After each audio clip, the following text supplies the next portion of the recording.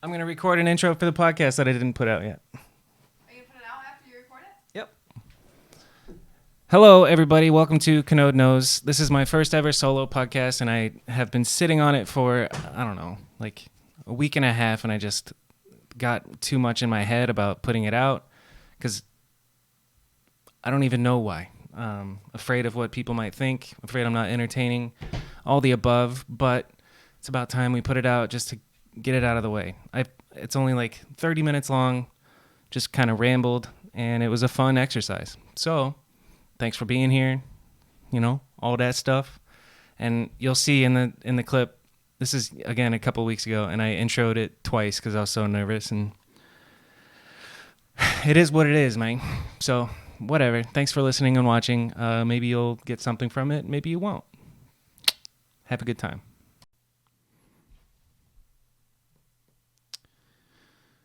All right. I guess I'm rolling already. Okay. Hey, what's up? Welcome to a Kanode Knows solo episode. You know, Joe. Hey, what's up? Welcome to Kanode Knows, my first ever solo episode. I'm like nervous doing this. It feels like the first time I did stand-up comedy. Like nerve-wracking, even though it shouldn't be because it's just me alone talking into a microphone. I have some things to talk about that I pulled from Instagram. And the first one is from Joel Bennett.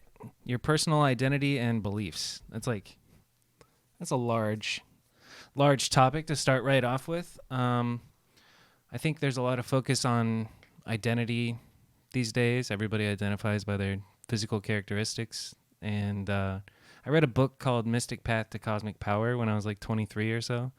And it kind of changed the way that I look at myself.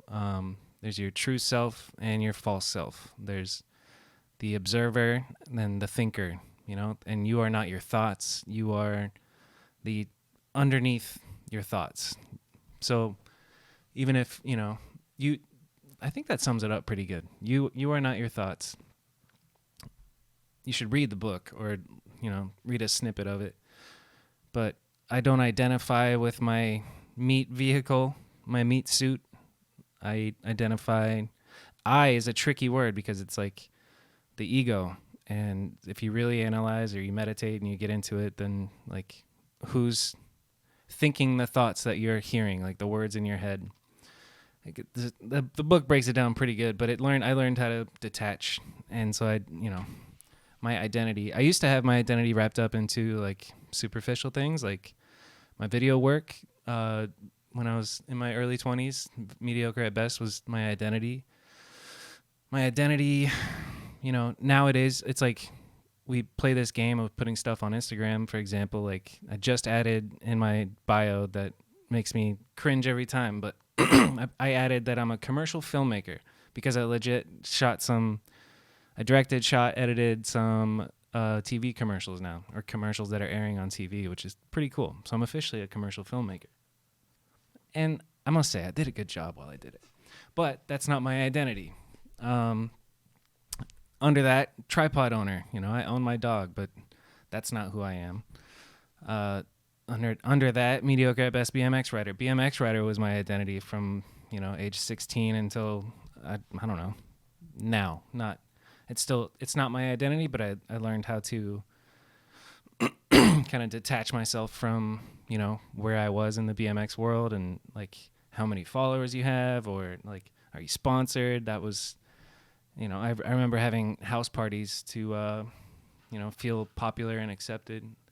I was kind of I don't know, not the cool one. Like I felt in growing up in middle school and high school even, I would pop around to all the different friend groups and just like pop in. Does everybody like me still? Okay. And then move on to the next one. Like I was always seeking everybody else's approval. So then my identity my self-worth came from other people's validation. And that's still like kind of hardwired into me, but I am aware of it and kind of try and push through that. And yeah, I think just becoming aware of what you're eluding yourself to be identifying with or as, or where you get your self-worth from, that's just the first step, is being aware that you're doing it. Like if you think about your identity, you are your name. You know, I'm Robert Kanode, Robert Thomas Kanode, and it's such a deep question to start off with, your identity. Well, I'll tell you what you are not. You are not your meat suit. You are not the color of skin you are. You are the thinker of your thoughts, or the observer. The observer of your thoughts. Even some thoughts are, not yours. Because if you're sitting there and you're trying to think of nothing, and then thoughts still come into your head, who's thinking those thoughts? And who's witnessing them? Trippy one to start with.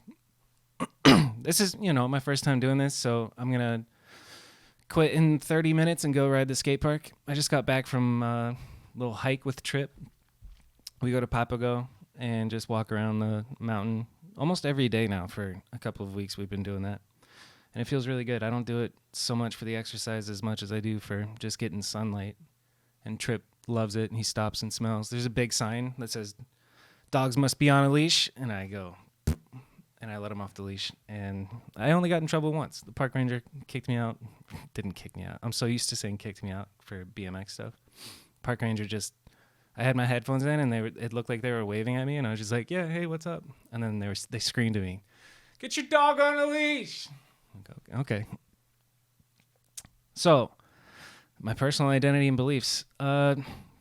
Belief is also a interesting, deep topic that you can analyze and break down. Belief. What is belief and what is faith? Faith is believing something without having proof, I think. And if I just had to pick beliefs, I would go with the 4 Agreements, the really wise book. Be impeccable with your word. Don't take anything personally. Always do your best. And one more one. What's the fourth agreement? What's the 4th agreement? Oh, we'll come back to that. What is the 4th one? Don't take anything personal. Always do your best. That's even worse than the last time I listed. That was 2 out of 3. All right. Hillary says how to stay inspired. And that varies. For me, I grew up playing sports, so I'm kind of competitive, but in the field of doing art, making videos, or whatever your creative adventure is, the competitive spirit, it's not like you're gonna beat somebody, you're not in a race with anybody, but the competitive spirit, I still have it. If I see a dope video, I'm like, I want to do that, or it makes me want to do something that I can do better. And at the same time, just realizing that you're not in a competition with anybody but yourself. But it's hard to stay motivated when you're just working on your own stuff. So yeah, if I look at stuff that is better than mine, I'm like, all right, I'm going to take a piece from this and that. And then I think another trick to stay inspired is to do different stuff, shake up your routine. It's easy to fall into a pattern of just doing the same thing and maybe just skating by at work. And if you change your environment up or do something new every once in a while, or go to a new place, or I don't even know, you can get inspired. It happens whenever you're deep thinking. Smoke some weed, you might get inspired. I go on long walks. Let's see. Lately, I've been looking at fonts a lot when I drive, just all the signs. I think about the colors. I think about the thickness of the fonts. I think about who chose the font and why they chose it. And I could take that font and use it in this. I'm starting to see it in subtitles on Instagram and just getting inspired by fonts. My work right now involves a lot of doing captions for just repurposing content onto Instagram. And that's an interesting one to try and be inspired for. But just seeing what's out there and how I can take it and make it my own. But, ooh, Nelly, that's a bright light. I just got this mini softbox with a Amaran 100D. I got an app that I can use to control it, which fits perfectly into the next question, which is talking about streaming podcast setup. I think I'm doing the setup right now to where you could stream, but I'm just using it to record. OBS, I think that's the OG open broadcast system. Original broadcast system. I don't know. OBS, and you can set it up with a link from Twitch. I've never streamed. I'd like to. I got a Sony a7S II with a 24-105 f4 lens. I got the Amaran, which is an aperture knockoff key light, stupid LED in the background, and this microphone that Pace loaned me, the Rode Procaster. And then to input the XLR cables into the computer using a Scarlett, which is a receiver. I can adjust the light with my phone. That's pretty cool.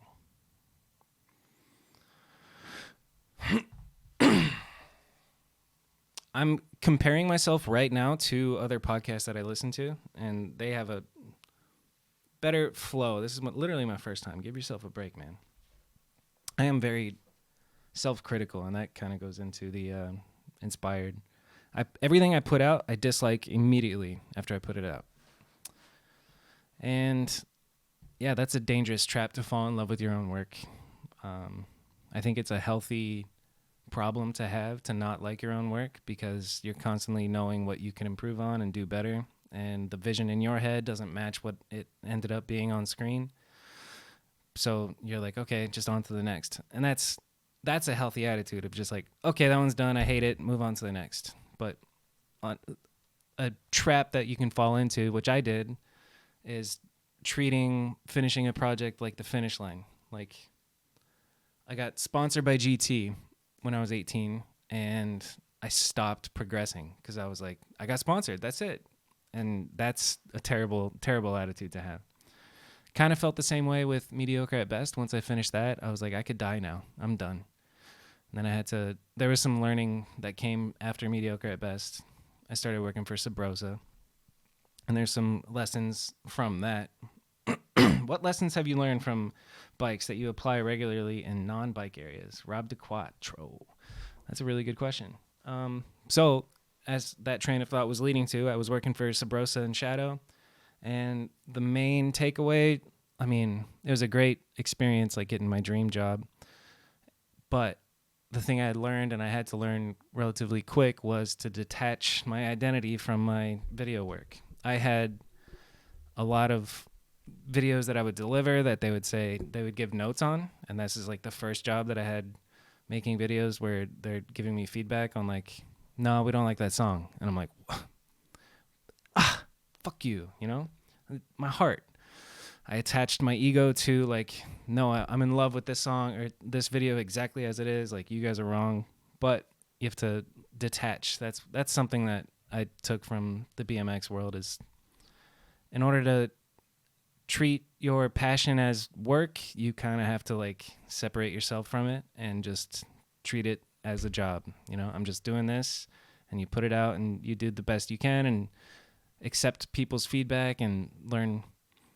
I learned fairly quickly how to stand up for the things that I know are good, and then like convincing, because part of it is explaining like what's going on with it. I'm trying to think of an example.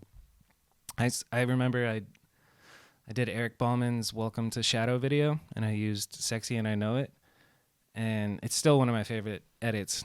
LMFAO's Sexy and I Know It, and that did not fit the brand Shadow at all, but that's why I loved it. It was really fun to edit to. It was just something different. It was something catchy, and I think it's a memorable video. Not only because Eric's amazing at writing, but that song makes it special. I don't know. Comment if you've seen Eric Ballman's shadow video. I feel my voice quivering. Let's see. So I touched on streaming podcast, lessons you learn from bikes. Let me think. There might be more. Like, just keep pedaling. That's a nice cheesy one. Lesson I learned from bikes. It is, you get what you put into it. Yeah. And then the discipline of doing something consistently and constantly wanting to progress, becoming obsessed with something and getting better at it. Yeah. I applied my BMX addiction and obsession to videography. And then here I am, 10 years later doing it for a living, a good living, and loving life. So, you know?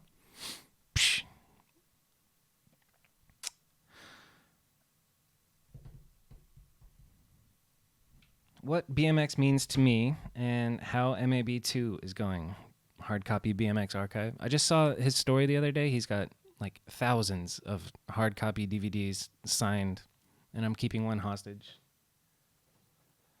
He sent me back a copy of Lightworks that he purchased, and then this is like 2 years ago now. And he's like, "Can you get the crew to sign this, especially Josh Betley?" And I was like, "Yeah, I think I got Betley to sign it." And then I got a couple other people to sign it, but I forgot there was like more people that I needed to get sign it, and then it just kind of fell by the wayside. And sorry, I'm actually not sure where it is. It's somewhere over yonder.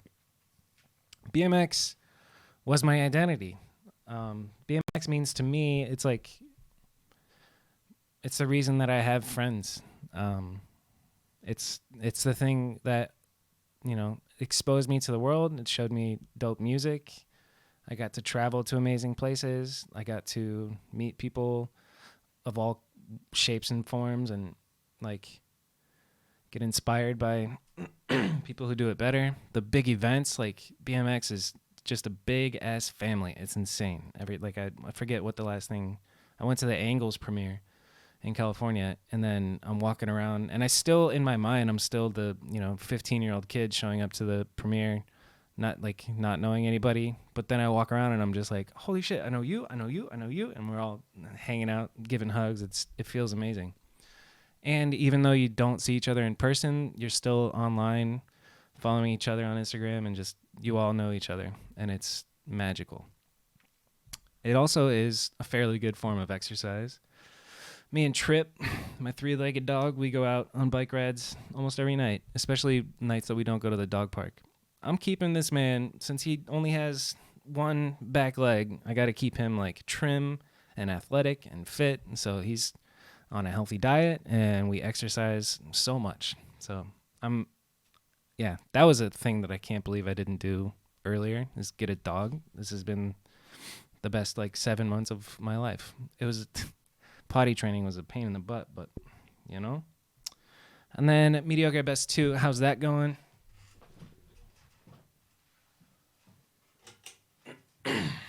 Well, I'll tell you how it's going. It's going great. I just sent the boys in the group chat a timeline of our raw footage. So that's step 1. And we're sitting at 35 minutes of trimmed clips. So we have a video. We could put out a video right now, and it would feel like a mixtape. But what'll happen next is we make a promo, and then spread the promo out as much as we can, and then keep filming for 5 months, 6 months, and then take a couple weeks off work and just lock myself in a room and finish that project. I've been debating the whole taking a couple weeks off work thing. I don't know if that's realistic or not, but ideally that's how I'd do it. When I was editing Mediocre at Best, the first one, which was a 3 or 4 year, maybe 5 years of saving footage. Some of the older clips in that were definitely 5 years old. I edited that in 72 hours. We set the premiere date before I even started editing the video, which is a bad idea. And I've always been a procrastinator. And then all of a sudden I'm like, oh, the premiere's in 3 days. Okay. And then I locked myself in my room and pulled a couple all-nighters, and then that video came out. I remember we burned it to DVD literally an hour before the premiere was set to happen. That drove me nuts in the best way. It was amazing. I was so delirious at the premiere. I was, family and friends, like a packed movie theater, Phoenix Center for the Arts, like 200 people. I was like, this isn't even real. And then the writing in that is so good. Everybody in that video, it's amazing. Mediocre Best 2 is coming along great. It's a totally different vibe from the other ones. So there's Mediocre at Best, Lightworks, and then Mediocre at Best 2, which sometimes I doubt. I'm like, why did I skip? Why did I put something in the middle in between these two? But this feels more like it's going to have a street animal video type of vibe. And I constantly am going back and forth on what I'm going to do editing-wise to it. Like, am I going to go super gnarly, trippy, glitchy, data moshing type music video style editing, or just keep it raw like I did with Lightworks? Lightworks, I did very minimal. Lightworks was funny. I was editing Lightworks, and I made a couple of versions where I went so into like trippy land, trying to like be weird with my edits and like B-roll and all that stuff, that I was like, I went in a full circle of just like getting so weird to the point where I was just like, what'd be really weird is if I didn't do anything weird and then just leave it raw. And then that's basically what happened. Just biking to the music. Super simple and not trying too hard.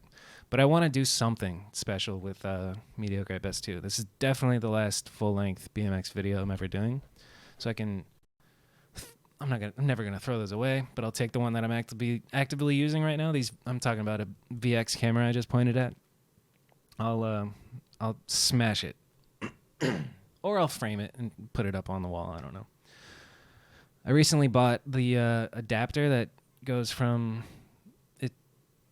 It allows you to record to memory card with a VX, and it was cool for 15 minutes, and then it's not. I don't trust it. I can't, because you just leave your camera in standby mode while you press record on this external device. And so I'm filming something, but I'm not guaranteed, and it might glitch. Same thing with tapes, but yeah, that was a waste of money. I'm just gonna keep filming the tapes.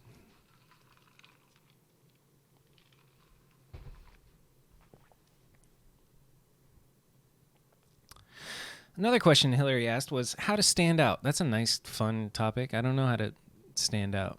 Dress however you want. How to stand out, I think, like, just speaking your mind. That's interesting. First of all, where do you want to stand out? It depends on, it's all context. I feel like I'm a chameleon. I can be in a room full of millionaires and get along with everybody, or be on like 7th Street in Phoenix hanging out with a couple homies and then homeless people. Like, I'm comfortable around all classes, all situations, all possibilities. And you stand out. I don't know, if you want to, you just... At this point, out of excitement moving my hands, I hit stop recording, and then I picked it up after I realized what happened. Eric Ballman called me on the phone and planned out our next writing session. Probably, but I was trying to do a solo podcast, so I didn't see a text yet. Oh, gotcha. You should come by and see the house. I don't think you've been inside, have you? Probably not writing tonight, but I'd be down to meet up and get dinner if you're hungry. I'm gonna go to the park at 7:30, and yeah, I do need to come see your house. Get food and a drink, and we still owe you dinner. Yeah. No, not tonight. I'm gonna ride and then come back home. Yeah. I'm just We can plan a different night, it's fine. Yeah. I figured since you're down here, like, oh, he's down in this area. Yeah. No, Tempe Park's in your area? Yeah, it's only like 10, it's like 5 miles away from me. Oh yeah, I remember. I used to live there. Straight down Elliott. Yeah, I remember. All right. Well, I don't know. I'm meeting a couple of dudes up there at 7:30, and then, yeah, probably just gonna come home. I just ate dinner, and yeah. Okay, we'll figure it All right. Faux cheesy. Bye, guys. Well, what the heck was I talking about standing out? Let's move on. My favorite skate park and why? Glendale, X-Court. My favorite skate park. That question's from Granite. X-Court is where I grew up. I was there on its opening day in like 2006 or 7 or 8. I forget what year it was. And then I was there every night of the week for, 6 years, 7 years. And just a lot of skate park homies, a lot of good memories, and a place to, just learn shit, but also have fun. And there's so many good memories of just screaming, across the park and talking shit and being stoked for other people landing stuff or, making fun of everybody. We just sit up top by the hubbas and talk shit and take turns trying tricks. And learning stuff is so much better when you're doing it with somebody else. Like, all right, let's try 180 feeble to Smith. And then somebody does it, first try. Back then it was probably like, all right, let's try feeble hop up manual, I miss the days of like learning tricks. I'm not willing to like get hurt anymore, so I'm not learning anything new. I just did a rolling backwards bar spin while I was still on the ground the other day, and that felt exciting. I know I've done that before, but it's been like a long time. The trials and tribulations of filming a full length, or any Drew Haas stories. I was roommates with Drew. That's from Art is Hard, Curtis Woodruff. I was roommates with Drew for, I think, a couple of years. We lived in Tempe together. We would go out and film. I forget everything. He worked at Cornish Pasty. I was going to college at ASU. And in our free time, we would go ride. I don't know. That guy always had all the spots. And I've always wondered, like, did he go and find all the spots, or did he just hit up John Mata like I do now? And I do remember he looked for spots a lot. And I find myself doing that in my spare time, just driving around, because you never know. Like, there's so much square footage in the world. We could ride every single weekend and explore each intersection and still not find all the spots if we did that for years, Trials and tribulations of filming a full length is just the wavering confidence that it's even going to happen. Keeping everybody motivated is impossible. At this point, people who are in this video know me enough to know that I'm in and I'm out. Like, we're halfway done. I mean, we're 3 years deep into Mediocre 2, and there's been a couple of times at least where the whole crew is like, is this video even happening? Because I just don't come out for months. And they just know that's me. I'm a wavy motivation, self-confidence type of dude. But the cool thing about it is it's just this monstrous goal, and you can only chip away at it. And a full day, you might come home with 10 seconds worth of footage, and you have to like fill an hour of, really good BMX tricks.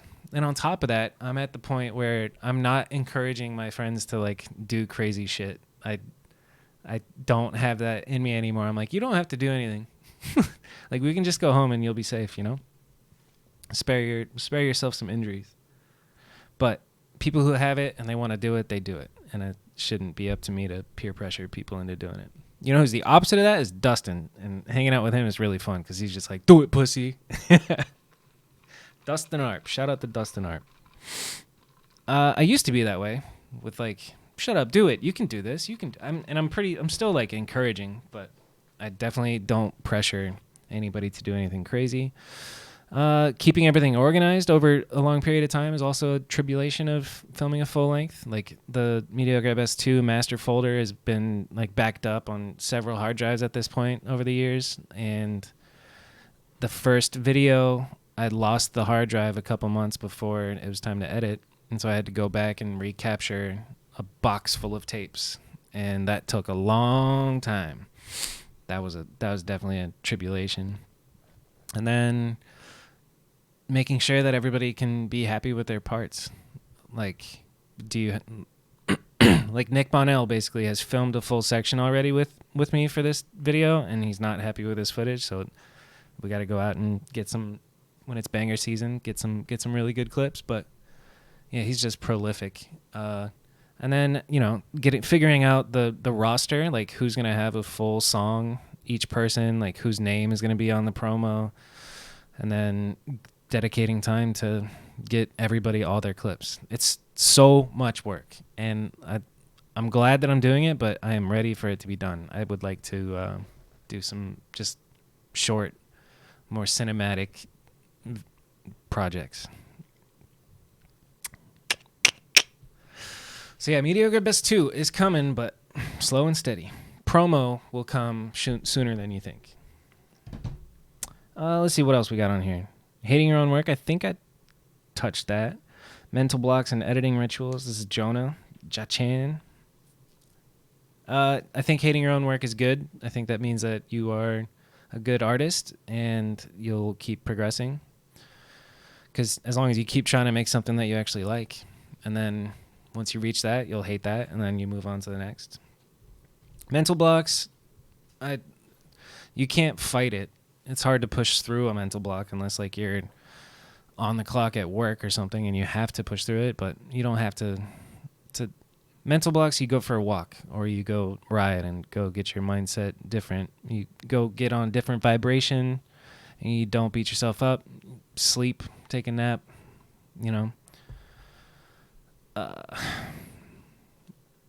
mental blocks, Editing rituals, I am probably most creative at night. I don't really have a ritual. So editing ritual, when I was in Florida working for Sabrosa, I would go to the coffee shop and edit. And the ritual just being get jacked up on caffeine and sit there. I liked being in public, but ignoring everything and like zoning in. I liked the feeling of being seen. Oh, that guy must be doing something cool. He's editing videos. Wow, cool. I'm sure nobody thought that, but in my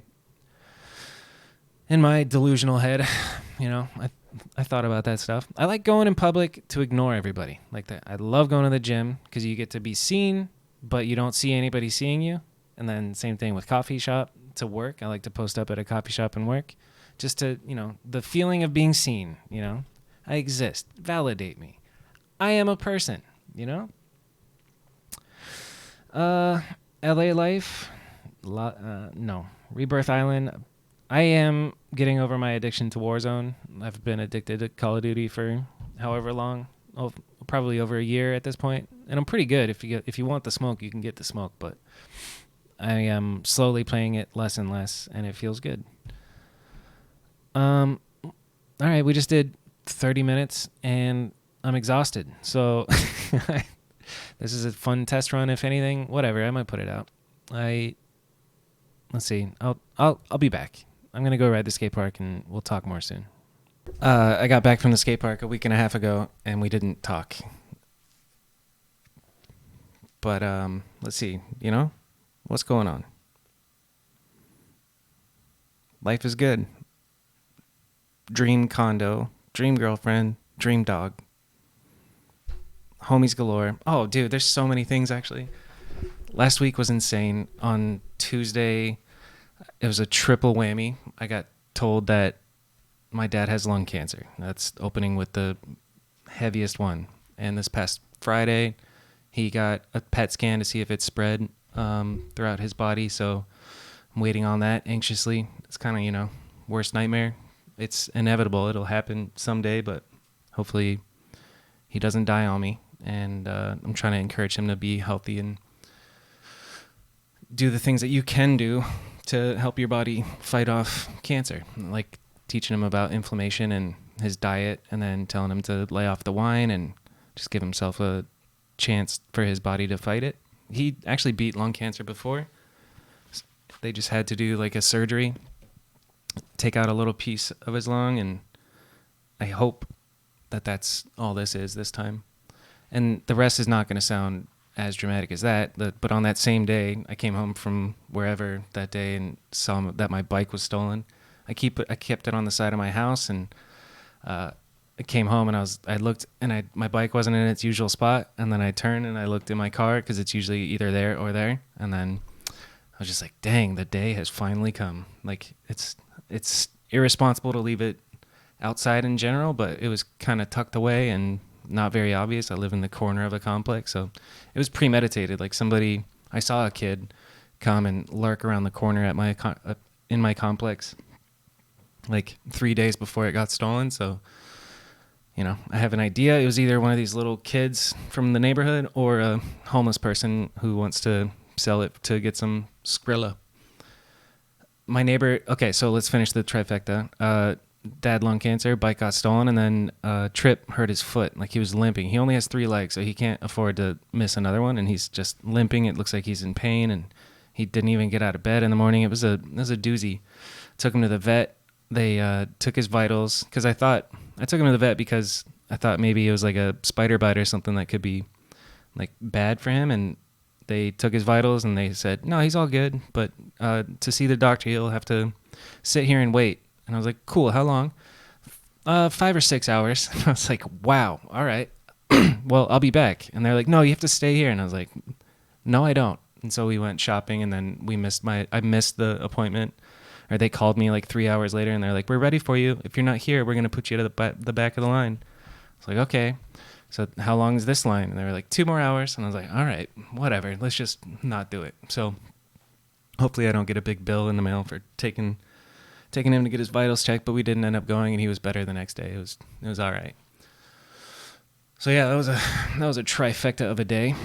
I don't know. I'd like to talk about work a little bit, but not so much. I just wanted to have this feel like it was coming to an end. I'm working on it. I'll get a bike again, and yeah, everything will be all right. If you made it this far and you watched the whole thing, you're a real homie. I don't know. Whatever. Podcast is silly, I will be doing more, and I'm not going to beat myself up for not keeping on the weekly schedule. I'll just do it when I can and not beat myself up for it because this is fun. So, anything I can think of? Nope. That's it. Thanks, guys. Hope you're having a great day.